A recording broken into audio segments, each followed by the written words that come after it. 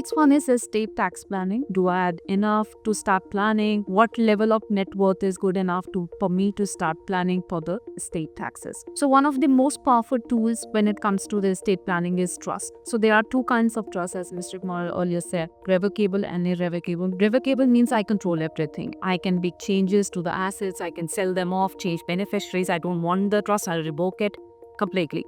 So why do people even do it? Because they want to avoid the court process called probate. So everything is decided as per the terms of the trust. You don't want to keep everything personally. Rather, you structure one's trust and you put everything over there. How it decides, everything is allocated, who will be getting what. So that's the second one is irrevocable. Irrevocable means you cannot once you transfer the assets, they are no longer yours, they are the trust assets. So that's what irrevocable. So let's take a look at some advanced trust arrangements. The first one is Grantor Written Annuity Trust, popularly known as GRAT. So here, let's say you have a appreciating asset. When I say appreciating, like a stock you have it, believe that the stock is going to go up very quickly. You pass on into the trust. And with it, it's like you get income. So there's the term written as annuity. You get income. So there's an arrangement with the trust where you get the income over a certain period of time, and whatever is left goes to your heirs tax-free. The second one is irrevocable life insurance trust, which means your life insurance policy now goes to the trust. So with this, you know the concept of life insurance. When the life ends, it's going to pass to your heir tax-free. The third one is charitable remainder trust, which is again, it's like saying that I want to receive income for life and whatever remains should go to the charity.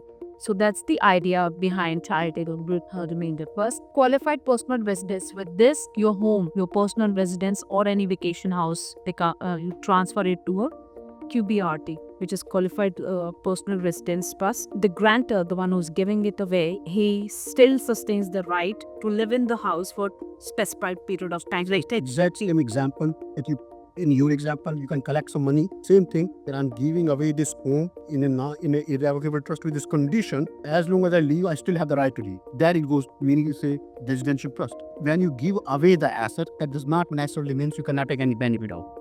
The next one is captive insurance. We all have heard how much insurance is important: car insurance, home insurance, life insurance, this insurance, that. So here I come with my own insurance. So that's the concept behind captive insurance. So it's like a track strategy where business pays its own insurance company to insure its own risk. So let's see, why would a business do that?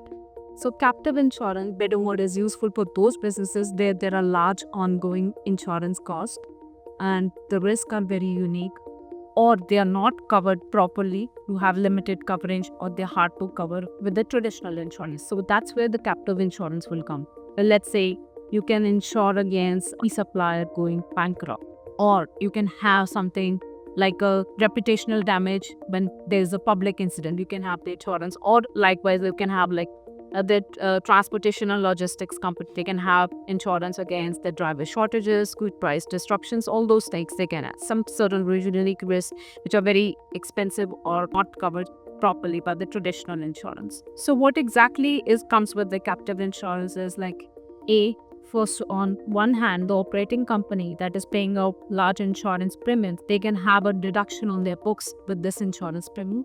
On the other hand, let's say if the claims are low, the funds remain accumulated within the captive, which is their own company. Then the captive, you can invest those funds, let them grow over time.